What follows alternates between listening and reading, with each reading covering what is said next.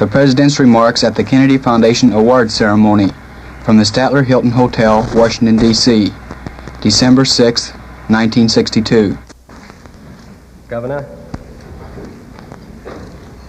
Mr. Vice President, ladies and gentlemen, I want to express our thanks to all of you for attending this dinner this evening, particularly to the Governor for his generosity in being the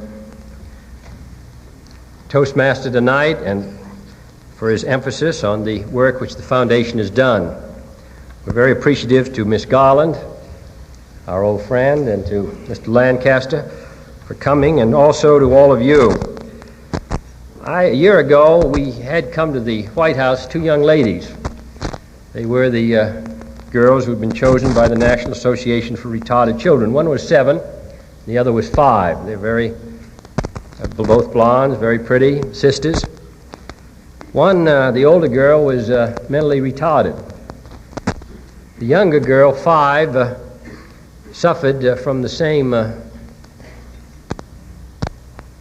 difficulties at birth that the older girl had suffered from, but in the 2 years intervening between the birth of her older sister, research had made possible some great new discoveries which brought about a change in diet which made it possible for the younger girl to live a happy and fruitful life, while the older sister, who would have had the same opportunity if the discovery had only been made 2 years earlier, lives a life in the shadows for the rest of her life.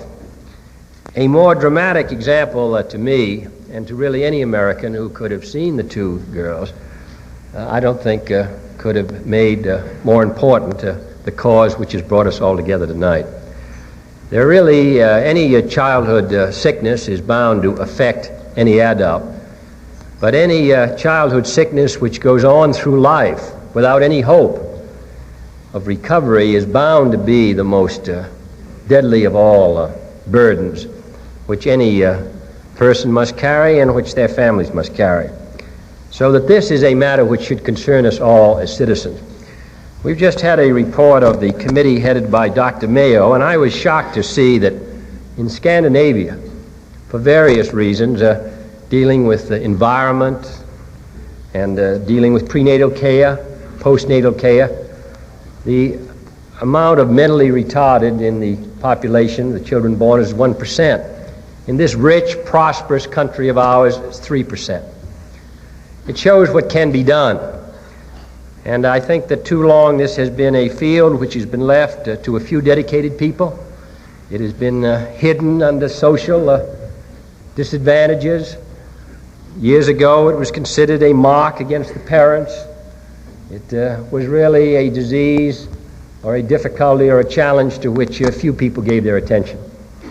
Now we hope that it will come out into the bright light and will be given the same sort of attention as cancer and heart disease and all the rest which afflict our people, but which afflict in many cases adults, particularly elderly people.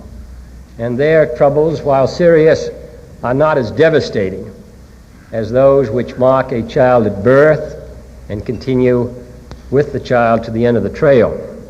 So we're very grateful to all of you for your interest in coming tonight. We are particularly glad to welcome the young students who we hope will be the authors of new discoveries. We're particularly glad to welcome those who've won these awards. I can't imagine anything more satisfying to the people who worked in this field than to realize that as a result of the effort of one man or woman in their life, they have made it possible for 100 or 1,000 or 20,000 children living in this country or in some other country to live a fruitful and happy life which would not have been led without their one individual, tireless, patient work.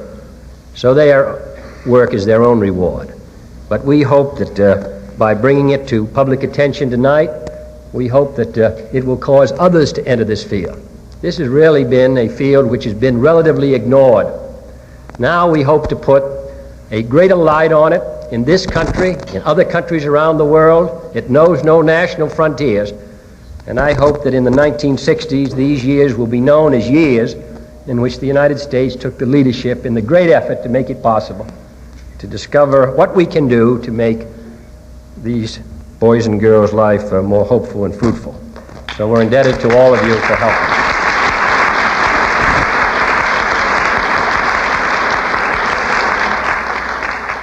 We have the 6 award winners. They represent 4 nations, and I'm delighted with that because I do think it emphasizes the international challenge which faces us all, and we would like to have them come forward and to accept these awards. Sarge, would you give us directions?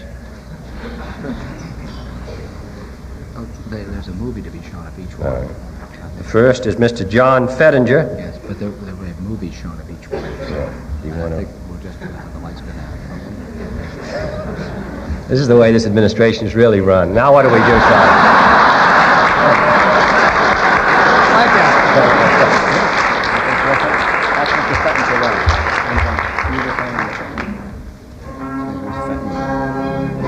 This is to Mr. John Fettinger, President. Glad to see you again. Thank you very much, Mr. President.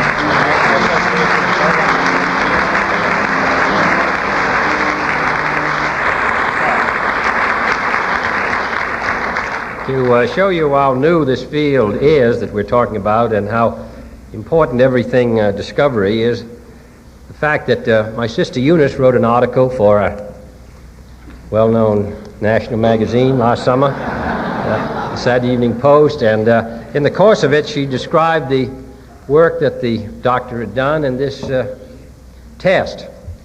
And she received a letter some weeks later from a woman in Brooklyn who said that she had noticed in her newly born baby the fact that she seemed to have this reaction.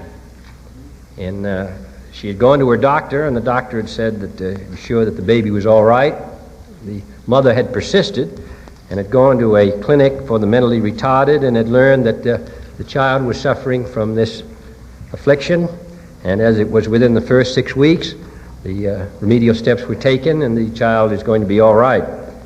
So I must say that all these experiences, which indicate the close hairline difference between a life in the sun and one in the shadow, makes us all most grateful to all the men that we honor tonight.